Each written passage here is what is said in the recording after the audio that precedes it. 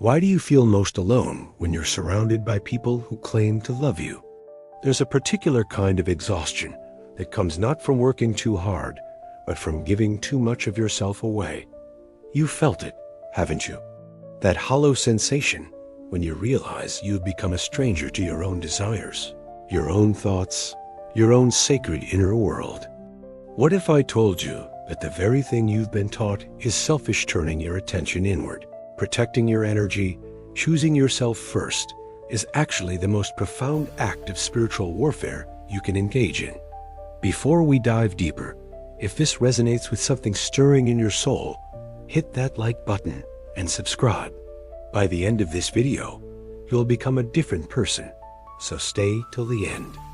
Let me paint you a picture that might feel uncomfortably familiar. You wake up each morning and immediately reach for your phone, not to connect with yourself, but to see what others need from you. Your first thought isn't, "What do I want today?" but "What do they expect from me?" You move through your days like a ghost haunting your own life. At work, you're the one who stays late, who takes on projects that aren't yours, who smiles when you want to scream. In relationships, you're the emotional caretaker, the one who remembers everyone's birthdays while forgetting your own dreams. With family, you're the reliable one, the one who sacrifices their peace so others can sleep soundly. And somewhere in this beautiful, tragic dance of self-sacrifice, you lost track of something essential.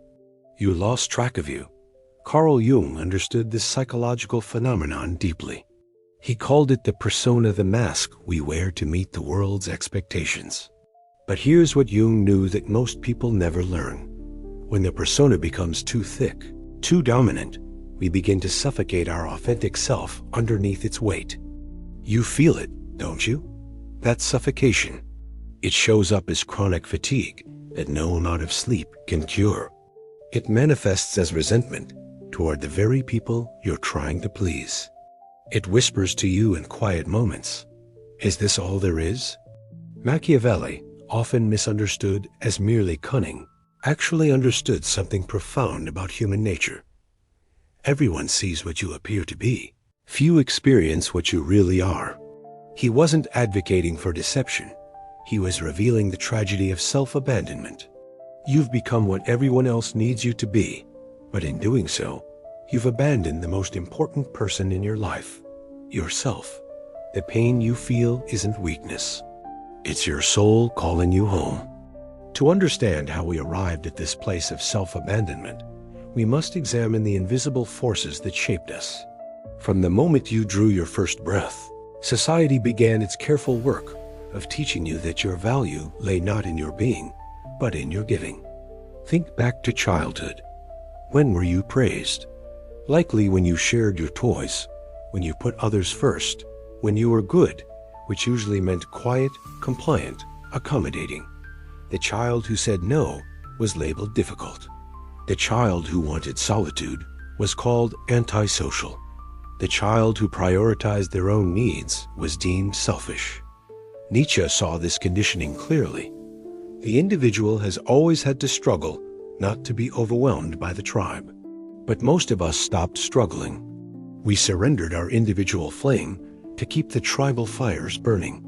Religious institutions often perpetuated this by teaching us that self-denial was virtue, that suffering was noble, that martyrdom was the highest form of love. We learned to wear our exhaustion like a badge of honor, our self-sacrifice like a crown of thorns. Educational systems reinforced this by rewarding compliance over creativity, conformity over authenticity.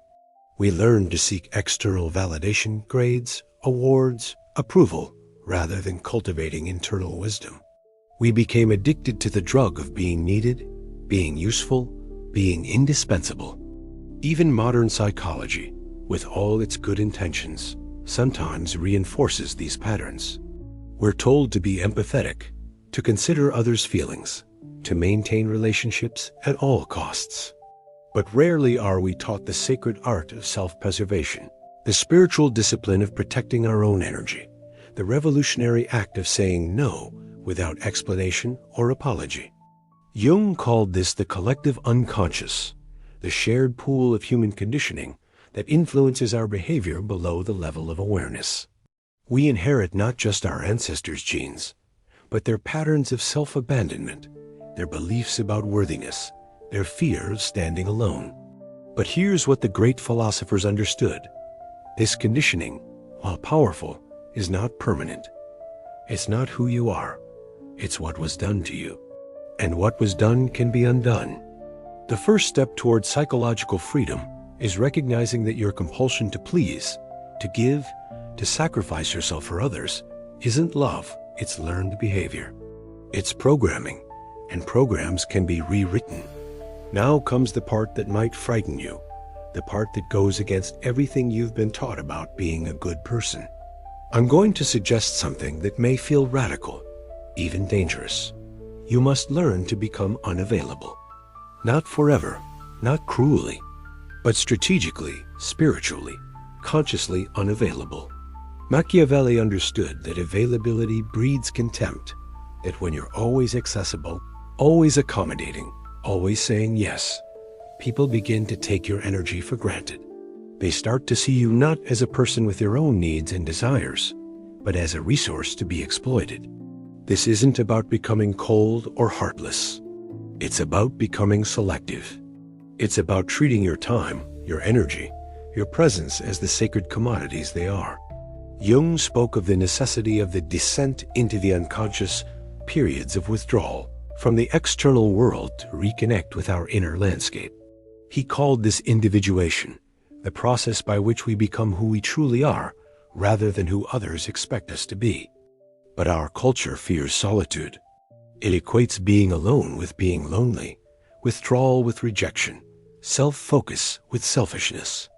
We're taught that healthy people are always available, always connected, always on. This is a lie that keeps us weak, scattered, and unable to access our true power. Think of the great spiritual traditions. Jesus withdrew to the desert for 40 days. Buddha sat alone under the Bodhi tree. Muhammad retreated to the cave of Hira. Moses ascended Mount Sinai in solitude. Every profound spiritual awakening in human history has required a period of conscious unavailability. This isn't about becoming a hermit. It's about creating boundaries that protect your inner sanctuary. It's about learning to say, I'm not available right now without feeling guilty. It's about understanding that your first responsibility is not to others' comfort, but to your own psychological and spiritual health. When you withdraw even temporarily, something magical happens. The people who truly value you will respect your boundaries. Those who don't will reveal themselves as energy vampires. People who are never really loving you, but consuming you. Your unavailability becomes a filter, separating those who appreciate your presence from those who merely exploit your availability. In this sacred withdrawal, you begin to remember who you are beneath all the roles, all the expectations, all the masks. You rediscover your own thoughts, your own desires, your own dreams. You reconnect with the person you were before the world told you who to be. Here's what happens when you stop hemorrhaging your energy into everyone else's life and begin to direct it back toward yourself. You become formidable. Not in a cruel way, not in a dominating way, but in the way that a deep well is formidable, vast, mysterious, and inexhaustibly resourceful. Nietzsche understood this transformation. One must have chaos within oneself to give birth to a dancing star. The chaos he spoke of isn't destruction. It's the dissolution of false identity, the breakdown of conditioning, the necessary disintegration that precedes authentic rebirth. When you focus on yourself first, you're not being selfish, you're being strategic. You're acknowledging a fundamental truth that Machiavelli knew well.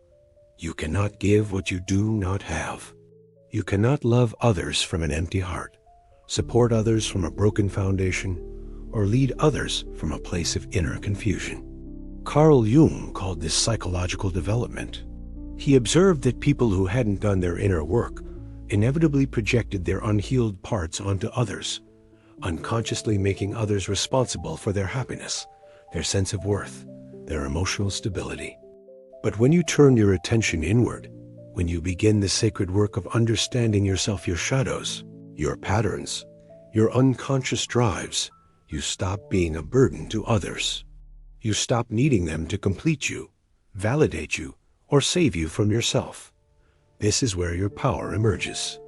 Not power over others, but power within yourself. The power to choose your responses rather than react from conditioning. The power to love from fullness rather than need from emptiness. The power to be present because you want to be, not because you're afraid of being abandoned if you're not. People will notice this change in you, and it may disturb them initially. They'll accuse you of becoming different, distant, selfish.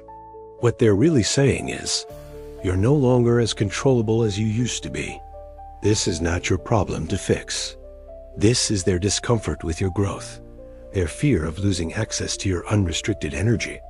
Some relationships will fall away during this process, and that's not a failure. It's a clearing. You're making space for connections based on mutual respect rather than codependency. The energy you once scattered in 1,000 directions now flows in one direction, toward your own becoming. And from this concentrated power, from this disciplined self-focus, something extraordinary emerges: the capacity for genuine love, authentic service, and true leadership. You become someone worth knowing, worth following, worth loving, not because you give yourself away, but because you've found yourself and chosen to share that discovery with others. There comes a moment in every awakening when you must face the most important question of your life. Not, what do others need from me? Or, how can I be helpful? But rather, who would I be if I weren't afraid of disappointing people? Sit with that for a moment. Feel how it lands in your body. Notice what arises: fear, excitement, grief, possibility. This question is a portal, a doorway between the life you've been living and the life that's waiting for you. It's the question that Jung would ask patients who had lost themselves in service to others. It's the question that Nietzsche posed to those trapped in resentment and self-sacrifice. It's the question that Machiavelli understood could transform a person from victim to sovereign. Who would you be if you stopped trying to be everything to everyone and started being someone to yourself? Maybe you'd be the person who wakes up and asks, what do I want to create today? Instead of, what problems do I need to solve for others? Maybe you'd be someone who speaks truthfully instead of diplomatically.